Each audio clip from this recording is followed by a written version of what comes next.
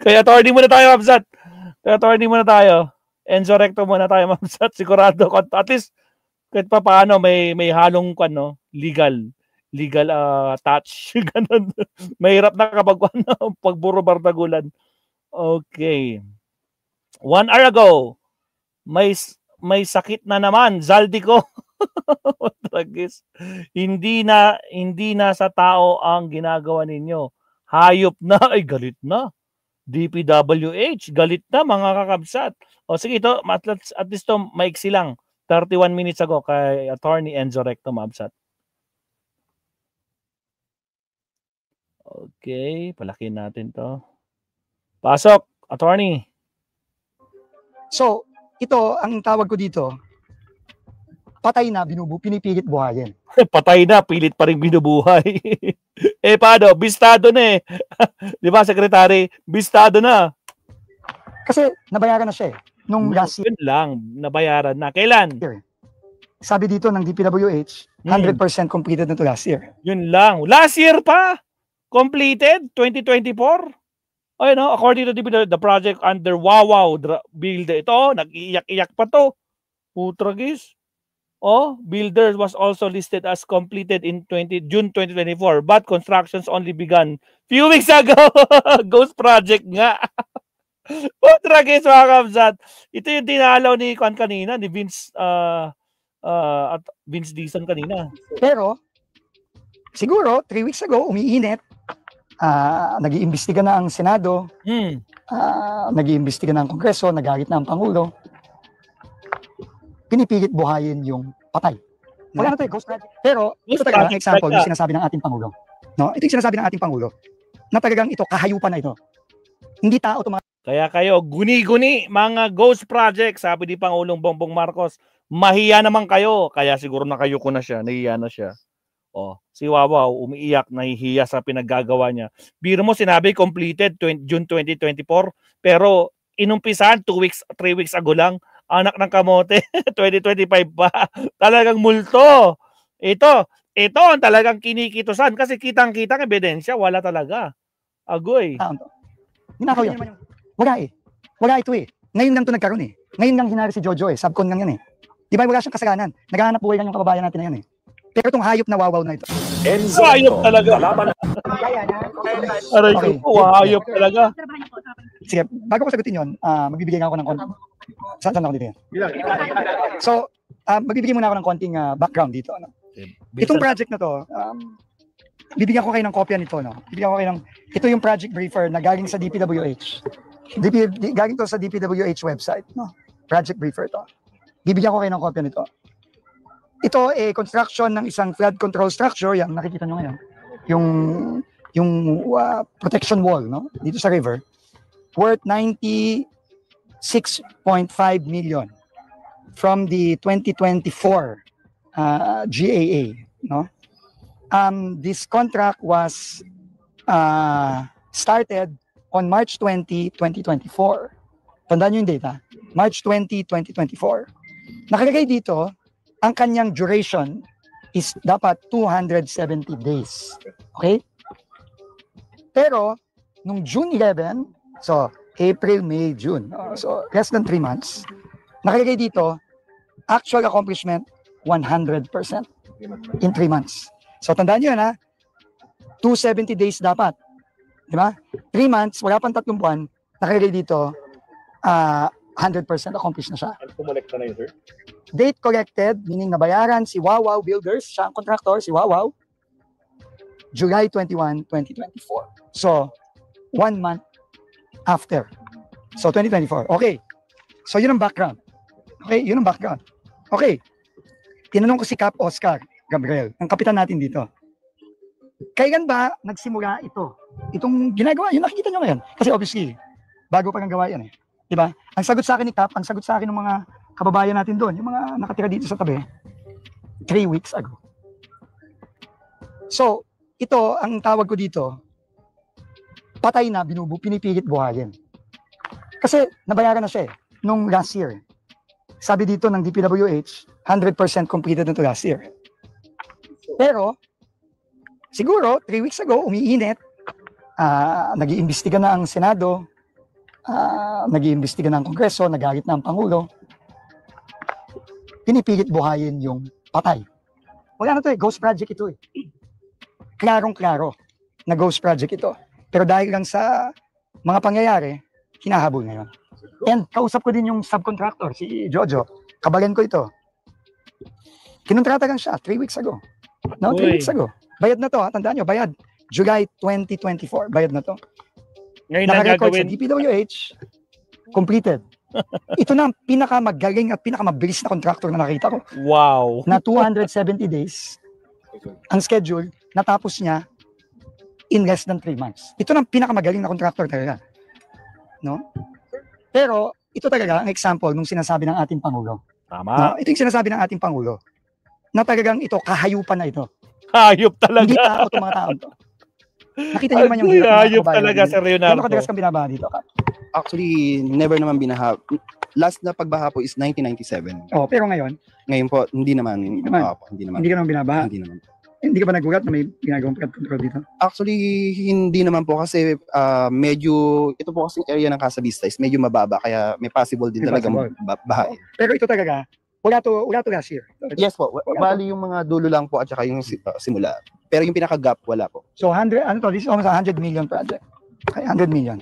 Ito talaga, ninakaw yung 100 million na yun. Agoy. Ninakaw yun. Wala Wala ito Ngayon lang to nagkaroon Ngayon lang hinari si Jojo Subcon lang yan Di ba wala siyang kasalanan.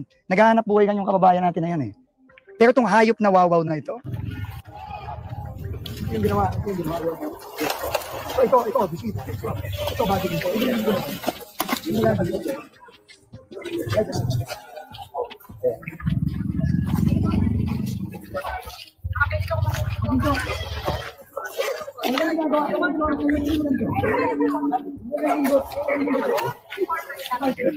Saan kayo? Yung wall mo. 20 millimeter. 20 millimeter, yan yung chest cut, just 2.5. Ilang millimeter siyang inches. Ay, yun. Ay, tapos na po, kahit po, busy po. Hindi lang po. Hindi ako. Opo, makanina po. Kapantakan niya pala forma. Thanks, John. Ito nga.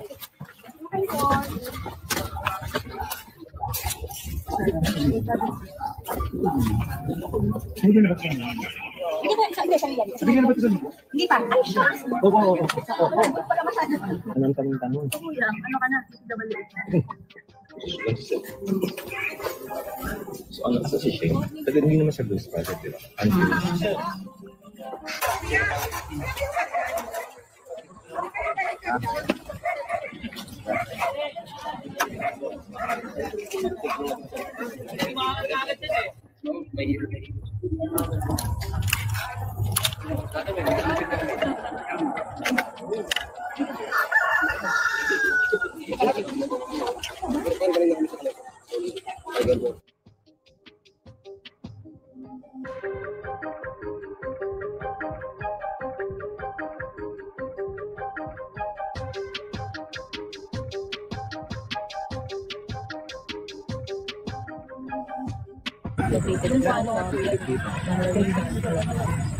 Ano yung 120 meters?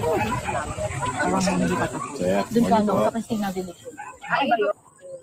Ang dala, ano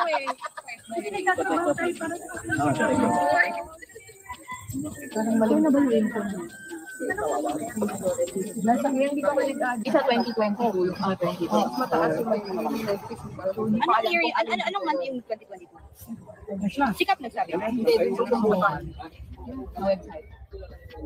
2022 ay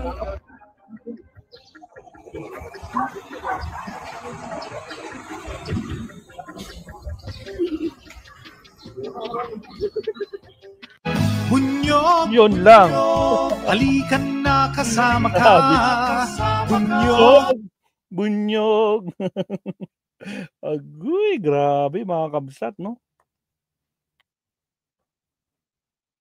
Wait lang. Dagdag natin to regarding doon sa pagpunta niya sa Bulacan. Meron ako dito Ito. Ay, ABS-CBN pala yun. Ito yun, guys. Rappler. Ayan, oh. Grabe, oh. 96.5 million goes. Patay na muling binubuhay. Ganyan inilarawan ni Secretary Vince Dizon ang flood project na ito dito sa Plaridel, Bulacan. Hello, I'm Patrick Cruz, multimedia reporter for Rappler at nandito tayo ngayon sa Plaridel, Bulacan kung saan in-inspection kanina ni Secretary Vince Dizon ito ang flood control project na ito along the Angat River. Nagkakahalaga yung project ng 96.5 million pesos. Ang proyektong ito ay tinayo ng Wawaw Builders, isa sa mga top flood control contractors na pinangalanan ni President Marcos. The construction of this project only started around 3 weeks ago kasabay ng pagputok ng issue ng flood control. Ito, ang tawag ko dito, patay na, pinipilit buhayin. Kasi nabayaran na siya nung last year. Grabe. Sabi dito ng DPWH, 100% completed ito last year. Pero, siguro, 3 weeks ago, umiinit. Nag-iimbestiga na ang Senado, nag-iimbestiga ng Kongreso, nag-ahit ng Pangulo. Pinipilit buhayin yung patay. Ito talaga ang example nung sinasabi ng ating Pangulo. No? Ito yung sinasabi ng ating Pangulo na talagang ito, kahayupan na ito. Hindi tao itong mga taon to. Nakita niyo naman yung hirap ng mga kababayan. Kung mapapansin nyo, mas bago pa yung construction, ongoing yung development, raw yung mga land. But then documents show that the project was supposed to be completed by June 11, 2024. But the construction began in March 2024 last year with a timeline of 270 days. Yet on paper, it was marked finish ng June 11 or around 83 days. At agad na bayaran yung Wawaw noong July 2024. Ang kaparehong contractor din yung Wawaw, yung nasa likod ng mga flood control projects na di umano ay ghost projects sa Kalumpit at Hagonoy dito rin sa Bulacan. Mula 2022 hanggang 2025, ayon kay dating DPWH Secretary Manuel Bonoan, umabot sa 9 billion yung proyektong na-award sa Wawaw at majority dito sa Bulacan with a total worth of 5.9 billion. Pang-7 yung Plaridel, Bulacan sa mga bayan dito rin sa Bulacan na nakakuha ng pinakamalaking pondo para sa flood control projects na may kabuang na 2.5 billion para sa 41 projects from 2022 to 2024. Bukod dito, kanina inanunsyo rin ni Secretary Vince Dizon yung pagkaka-dismiss ni dating Bulacan 1st District Henry Alcantara na umaming pumirma ng completion certificates para sa mga projects which turned out to be not yet finished. So ayon kay Dizon, irerekomenda rin nila yung pagsampa ng kaso laban kay Alcantara sa Ombudsman. So DPWH is also working on dismissing District Engineer Bryce Hernandez and Assistant District Engineer JP Alcantara. So government officials, including the President himself, and even journalists like us have spotted questionable flood control projects in different parts of the country. And according to Dizon, the ghost hunting will continue. And to stay updated and take part in tracking the development on flood control probe, download the Rappler Communities app and join the Philippine Politics channel. Again, I'm Patrick Cruz, Rappler, Bulacan.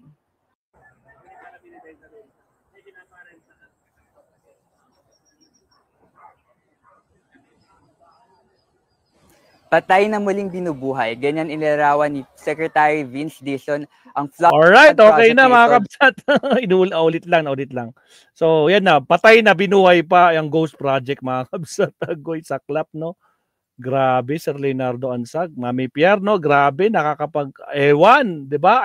Ayos rin lagmay. Nako, mga kabsat. O siya, mag-isa pa tayo para bago tayo mag-ending. Isa pa, last. Singit pa tayo ng isa, mabasa ta. Isa pa. Puntaan ulit natin sino ba?